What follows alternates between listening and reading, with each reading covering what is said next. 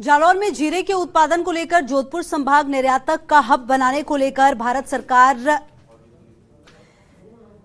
काम कर रही है। सिवाड़ा में जीरे की जैविक रूप से उत्पादन करने को लेकर किसानों के साथ भारत सरकार के केंद्रों ने कार्यशाला का आयोजन किया, जिसमें भारत सरकार के अलग अलग केंद्रों की ओर से किसानों को जीरे की फसल में जैविक खेती करने को लेकर प्रशिक्षण दिया गया। कार्यशाला का जायजा लिया हमारे संवाददाता लूणाराम दर्जी ने।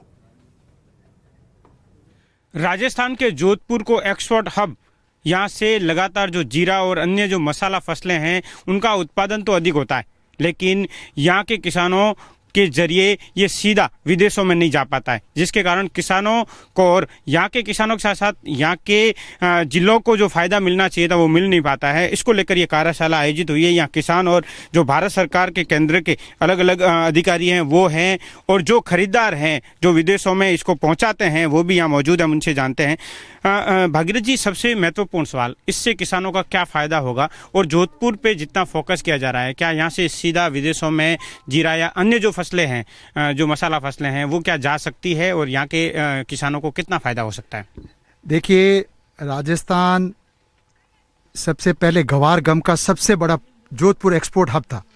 जोधपुर से 2013 के अंदर जितना भी हमारे देश से जो एक्सपोर्ट होता है उसमें सबसे ज़्यादा नंबर 1 गवार गम था। हम ये चाहते हैं, क्योंकि अभी गवार गम का मार्केट इंटरनेशनल कम हो गया, हम ये चाहते हैं कि राजस्थान जितना भी जो बीजे मसाला प्रोड्यूस करता है जिसमें जीरा मुख्य है, वो क्यों नहीं गवार गम की जो सक्सेस स्टोरी है वो बीजे मसालों में रिपीट हो।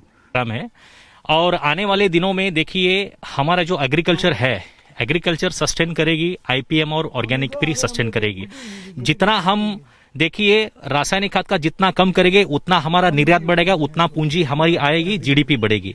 तो ज़्यादा है और जैविक को एकदम करना बड़ा मुश्किल होता है, क्योंकि जो ज़मीनें यहाँ पर केमिकल जो यूज हो रहा है वो एक मतलब एक नशा सा हो गया है उन ज़मीनों को। उनको छोड़ने के लिए बेसिकली एक टाइम पीरियड लगता है, और ये प्रोग्राम जो बनाया है उसको जैविक को एक जैविक के अंदर कन्वर्ट होना है तो पहले आईपीएम में जाना पड़ेगा। और जो ये प्रोग्राम जो स्टार्ट किया स्पेस बोर्ड ने और जैव प्रौद्योगिकी संस्थान ने, तो ये बहुत अच्छा एक बहुत अच्छी पहल है, मैं मानता हूँ। और ये पहला शुरुआत हम आईपीएम से करेंगे और उसके बाद सेकेंडली हम लोग ऑर्गेनिक की तरफ जा सकते हैं। महत्वपूर्ण यह है कि किसानों को जो जानकारी अभी नहीं है जैविक खेती को लेकर, वो भारत सरकार के केंद्र अलग अलग जो संयुक्त रूप से काम कर रहे हैं वो किसानों तक पहुँचाए, ताकि किसानों को जो खेती को लेकर जो ज्ञान कम है जैविक खेती में वो मिले, ताकि किसान भी जैविक खेती के जरिए इनकम बढ़ा सके और इस क्षेत्र में जैविक खेती का जो उत्पादन कम हो रहा है वो बढ़ सके, जिससे जीरा जो निर्यात तो हो रहा है लेकिन जो लगातार अलग अलग दवाइयों के कारण इसका निर्यात कम हो पाता है वो बढ़े।